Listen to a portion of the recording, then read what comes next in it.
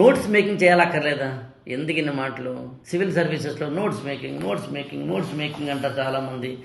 నేను నా చేతి రాతతో రాసిన నోట్స్ మీకు ఇక్కడ పేపర్ మీద చూపించే ప్రయత్నం చేస్తాను. చక్కగా నోట్స్ మేకింగ్ చేయాలక్కర్లేదు, మీకు 5 స్టెప్లో చెప్పేస్తాను. స్టెప్ నెంబర్ 1, నోట్స్ మేకింగ్ చేయొద్దు, వద్దు, అక్కర్లేదు. స్టెప్ నెంబర్ 2, కొన్నింటికి నోట్స్ మేకింగ్ చేద్దాం. స్టెప్ నెంబర్ 3, నోట్స్ మేకింగ్ కొన్నింటికి చేసేటప్పుడు ఏ కొన్నింటికి చేయాలో ఐడెంటిఫై చేద్దాం. స్టెప్ నెంబర్ 4, నోట్స్ మేకింగ్ ఆ కొన్నింటికి చేస్తున్నప్పుడు కూడా ఫుల్ ఫ్లెడ్జ్డ్ నోట్స్ మేకింగ్ చేయొద్దు. పుస్తకంలో టెక్స్ట్ బుక్లో ఉన్నదల్లా, ఉదాహరణకి ఎన్సీఆర్టీ పుస్తకం, దీంట్లో ఉన్నది యాచీజ్గా రాసేసే ప్రయత్నం చేయొద్దు. ఉన్నది ఉన్నట్టుగా డిక్కు రాసే ప్రయత్నం చేయొద్దు. సినోప్టికల్గా రాద్దాం.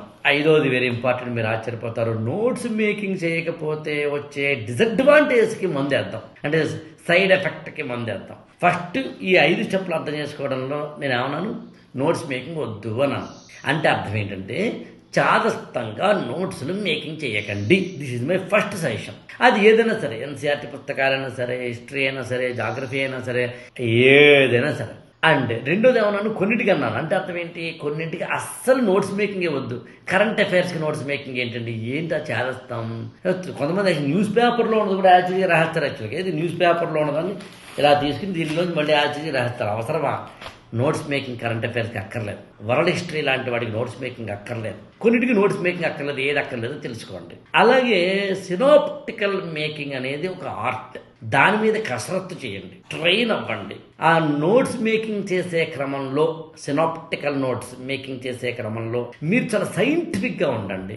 3 పెన్నులు వాడండి, మార్జిన్ వేసుకుని ఉండండి. మీరు సగం పేజీలో ఒక 1/3 ఆఫ్ ద పేజీ రాసి 1/4 ఆఫ్ ద పేజీని విడిచిపెట్టండి. ఎడిషనల్ పాయింట్స్ రాసుకోవచ్చు.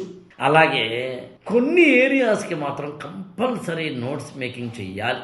అసలు అవి ఏ ఏరియాస్ అన్నప్పుడు డిపెండింగ్ ఆన్ ద స్టూడెంట్. చాలామంది ఏమంటారంటే మీరు ఏరియాస్ అన్నారు కానీ ఏ ఏరియాస్ చెప్పలేదు సార్ అంటారు. అది స్టూడెంట్ని బట్టి ఉంటుందండి. ఇప్పుడు బీటెక్ చదివిన స్టూడెంట్కి ఫిజిక్స్ కెమిస్ట్రీ అక్కర్లే కానీ బయాలజీ చదివిన స్టూడెంట్కి బయాలజీ అక్కర్లే కానీ ఫిజిక్స్ కెమిస్ట్రీ అలా last but not the least అంటుంటారు కదా. అలా వెరీ ఇంపార్టెంట్ ఏంటంటే రోజు డైరీ రాయండి.